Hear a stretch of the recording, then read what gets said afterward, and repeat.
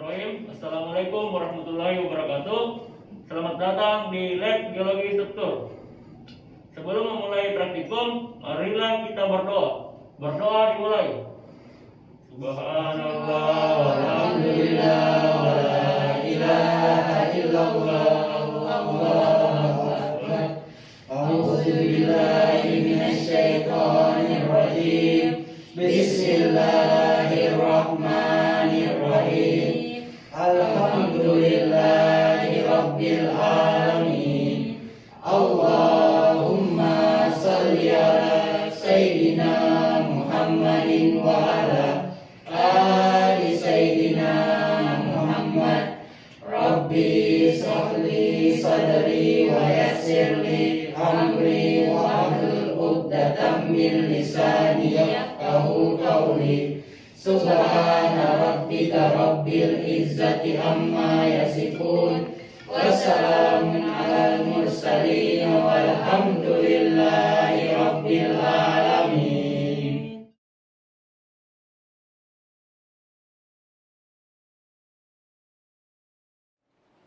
Assalamualaikum warahmatullahi wabarakatuh. Perkenalkan, saya Lulu Mahalo. Di sini saya akan menjelaskan mata acara 4, yaitu proyeksi stereografis. Nah, maksud dan tujuan praktikum. Maksud dari praktikum ini yaitu untuk mengetahui apa saja yang berhubungan dengan proyeksi stereografis. Tujuan di sini ada dua. Yang pertama, praktikan dapat menggunakan proyeksi stereografis dalam analisis deskriptif problema struktur geologi.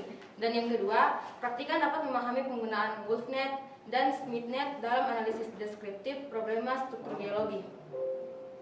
Alat dan bahan.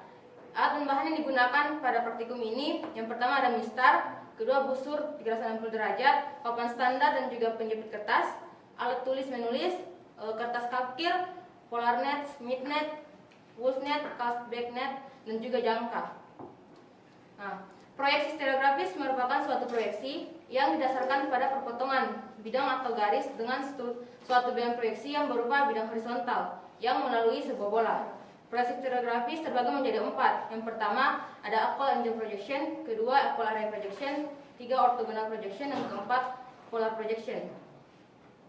Equal angle projection pada dasarnya itu memproyeksikan titik-titik pada permukaan bola ke bidang proyeksi pada satu titik yang terletak pada sumbu vertikal melalui pusat bola bagian puncak.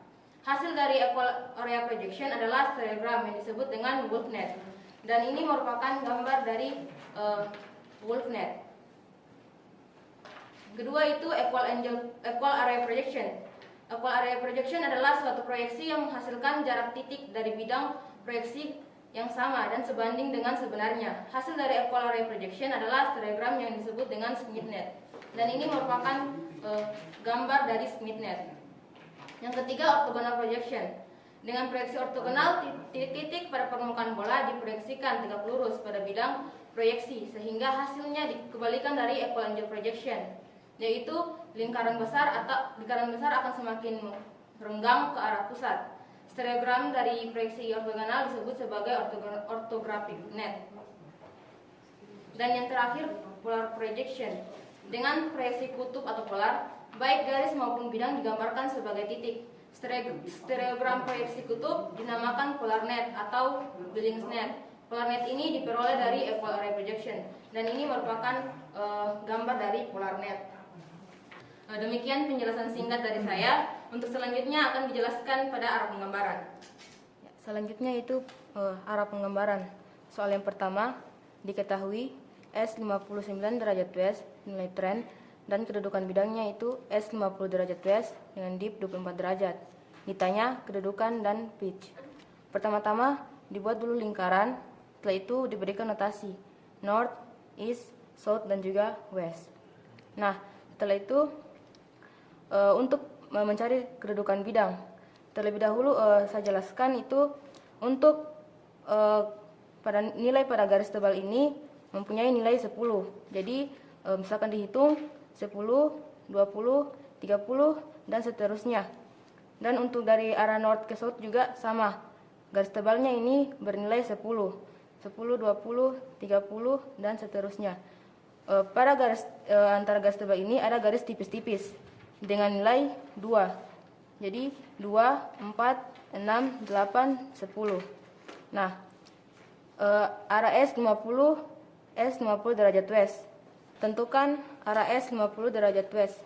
S ke west. Seperti tadi ini 10, berarti 10, 20, 30, 40, dan 50. Nah, ini merupakan arah S 50 derajat west. Kemudian mau menentukan nilai dip dengan cara S 50 derajat west ini diutarakan ke north.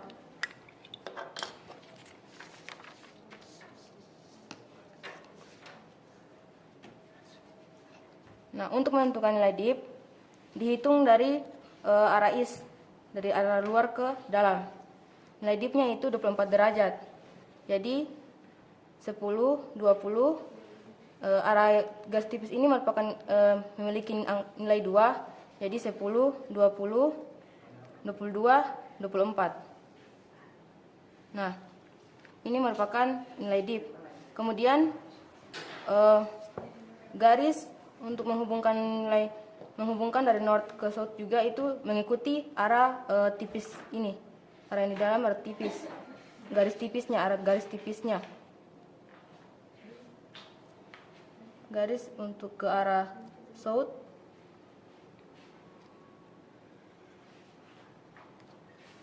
dan juga garis ke arah north.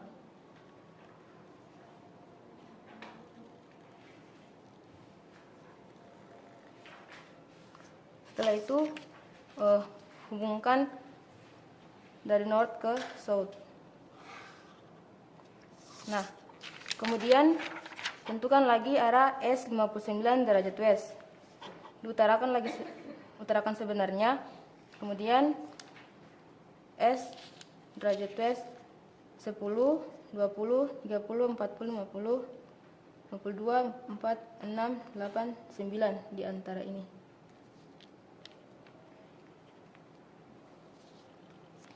Nah, kemudian pada titik tengahnya dikasih titik, ditarik garis ke arah S 59 derajat west. Dan garis yang melewati garis bidang ini diberikan garis putus-putus. Setelah itu ditentukan nilai pitch dengan cara S 50 derajat west diutarakan. Kemudian dihitung 2, 4, 6, 8, 10. Pitch-nya 10 derajat. Selanjutnya menentukan arah plang dengan cara S 59 derajat west di east-kan. Dan dihitung dari arah luar ke dalam sampai pada titik perpotongan. Jadi 2, 4. Nilai plongnya itu 4 derajat.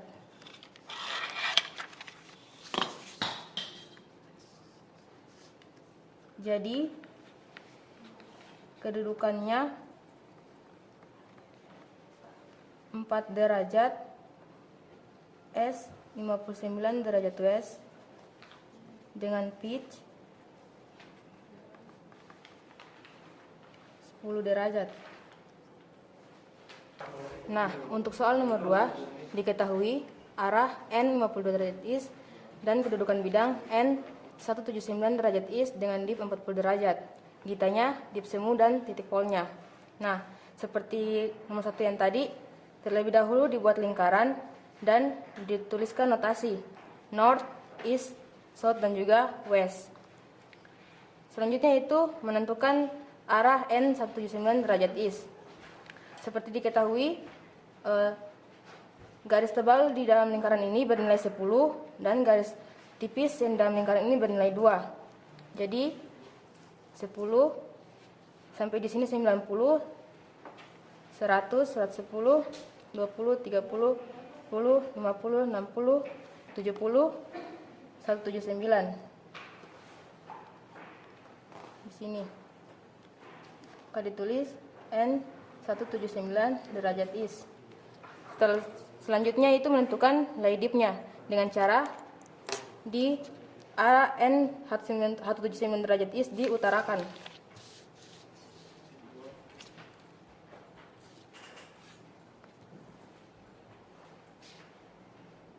Nah, setelah itu tentukan dip dengan menghitung dari arah is dari luar ke dalam sebesar 40 derajat. Jadi 10, 20, 30, 40. Nah, setelah itu hubungkan garis ke arah north dan juga south mengikuti garis tebal yang di dalam.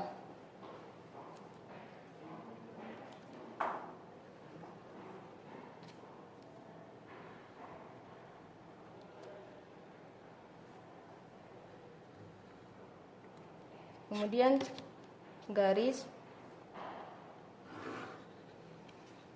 Nah, setelah itu tentukan lagi arah N 52 derajat is. Diutarakan sebenarnya cari 10, 20, 30, 40, 50, 52. Nah, arah N 52 derajat is diutarakan.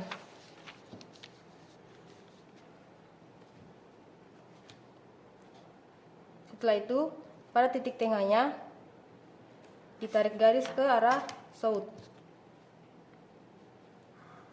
Dan garis yang melewati bidang diberikan garis putus-putus.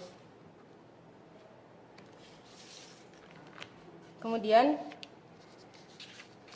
garis putus-putus ini diiskan untuk menentukan nilai dip semu.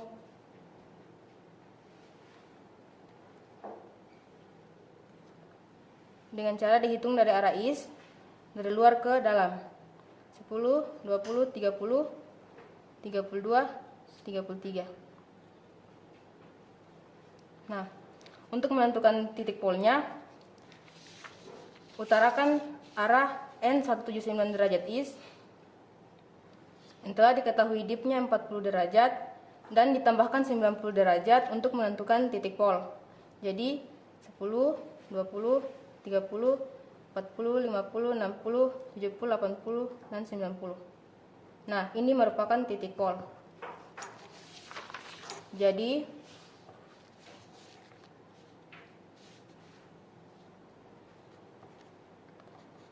besar dip semunya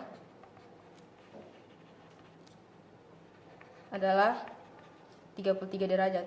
Soal nomor 3. Diketahui N 284 derajat is dengan dip 30 derajat dan N 60 derajat is dengan dip 30 derajat. Ditanya kedudukan dan pitch-nya. Ya, dibuat dulu lingkaran dan diberikan notasi north, east, south dan juga west. Selanjutnya itu ditentukan arah N 28 derajat is dan juga N 60 derajat is. Seperti diketahui tadi, garis tebal di dalam lingkaran ini bernilai 10 dan garis tipis di dalam lingkaran bernilai 2. Jadi N 284 derajat is ini 90, 180, 270, 280, 284. 2 N 284 derajat is. Dan juga N 60 derajat is. 10, 20, 30, 40, 50, dan 60. Nah, selanjutnya ditentukan dipnya. Itu N 284 derajat is diutarakan.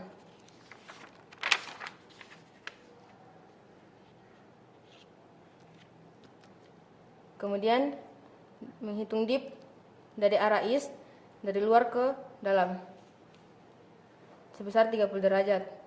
10, 20, 30.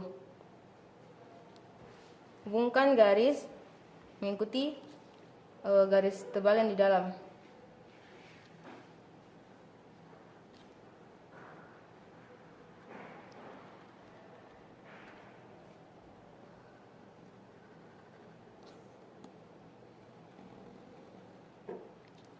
Kemudian buat juga pada arah N 60 derajat is. Diutarakan. Menghitung dip dari arah is sebesar 30 derajat. 10, 20, 30. Di garis mengikuti garis tebal yang ada pada lingkaran.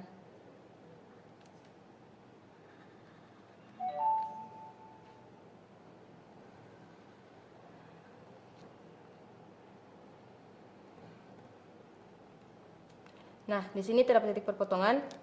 Titik perpotongan ini diutarakan.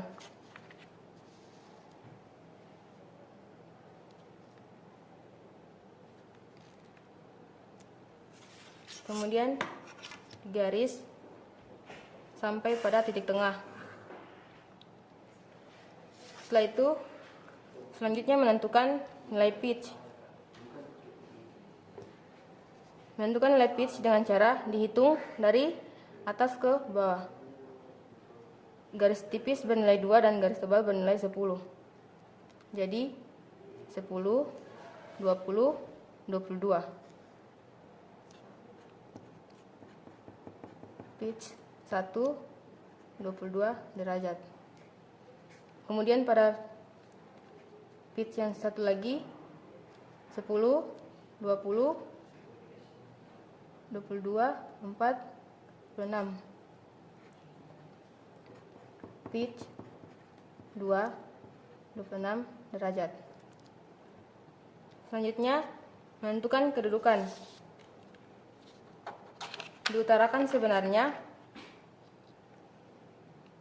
Kemudian menghitung kedudukan pada arah perpotongan. Jadi 10, 20, 30, 40, 50, 60, 70, 80, 92, 4, 86. Jadi kedudukannya itu N 86 derajat is. Selanjutnya itu mencari nilai Planck dengan cara arah N 86 derajat is diiskan. Nah, kemudian dihitung dari arah is dari luar ke dalam sampai pada titik perpotongan. Jadi 10, 12.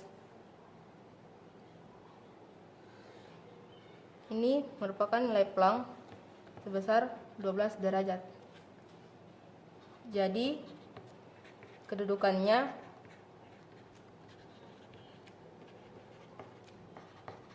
adalah N 86 derajat is dengan Plancknya itu 12 derajat dengan pitch 1 22 derajat dan pitch 2 26 derajat. Nah, selanjutnya untuk nomor 4 diketahui kedudukan semuanya itu 29 derajat N 95 derajat is. Yang kedua 47 derajat S 25 derajat west. Dan ditanya kedudukan bidangnya. Nah, pertama-tama buat dulu lingkaran dan diberikan notasi north, east, south dan juga west. Selanjutnya tentukan arah N 95 derajat east dan juga S 25 derajat west. Nah, seperti diketahui untuk garis tebal dalam lingkaran bernilai 10 dan garis tipis dalam lingkaran bernilai 2. Jadi 0, 10, 20, 30, 40, 50, 60, 70, 80, 90, dan 95. N 95 derajat is. Selanjutnya tentukan arah S 25 derajat is. S ke W. Jadi 10, 20, 24, 25. S 25 derajat west. Kemudian arah N 95 derajat is diiskan untuk mencari dip semu.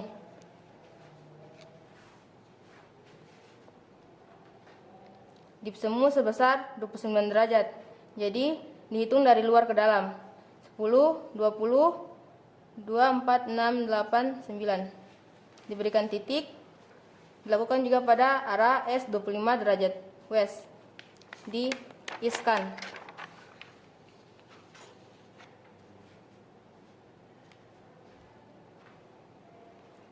Dihitung sama kayak yang tadi, dari arah east dari luar ke dalam sebesar 47 derajat. Jadi 10, 20, 30, 40, 47. Nah, setelah diketahui didapatkan 2 titik, kemudian dicari pada garis dalam lingkaran yang melewati 2 titik tersebut.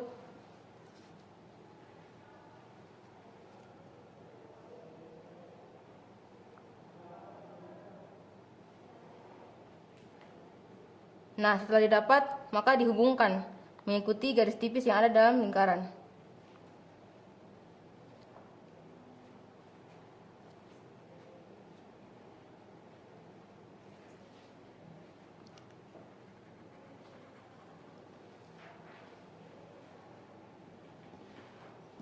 Nah, kemudian ditarik garis.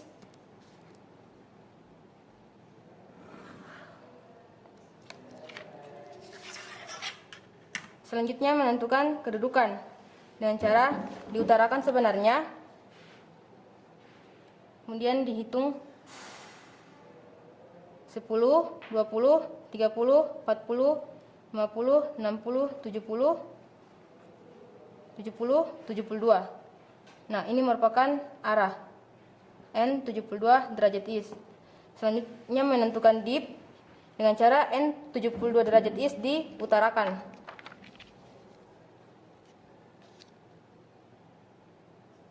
Dihitung dari east dan dari luar ke dalam. 10, 20, 30, 40, 50, 52, 54. Nah, jadi kedudukan adalah N 72 derajat east dengan dipnya itu 54 derajat. Nah, untuk menentukan nilai dip dihitung dari dalam keluar dengan interval kolomnya itu bernilai 10. Nah, kemudian bagian A, N 49 derajat east dengan dip 40 derajat. 49 itu 10, 20, 30, 40, 49. N 49 derajat east. Dipnya 40 dihitung dari dalam. Jadi harus sesuai dengan arah N 49 derajat. 4 dengan dip 40 derajat. Jadi 10, 20, 30, 40. Berikan titik. Kemudian B. Nah, untuk contoh yang kedua, pada bagian E, N 80 derajat east dengan dip 2 derajat. Dihitung dari arah north 10, 20, 30, 40, 50, 60, 70, 80. Dengan menghitung dip dari dalam keluar dengan interval kolomnya bernilai 10. Pada garis tipisnya itu bernilai 2. Jadi dipnya 2 di sini. Dan berikan titik. Nah, begitupun pada contoh selanjutnya.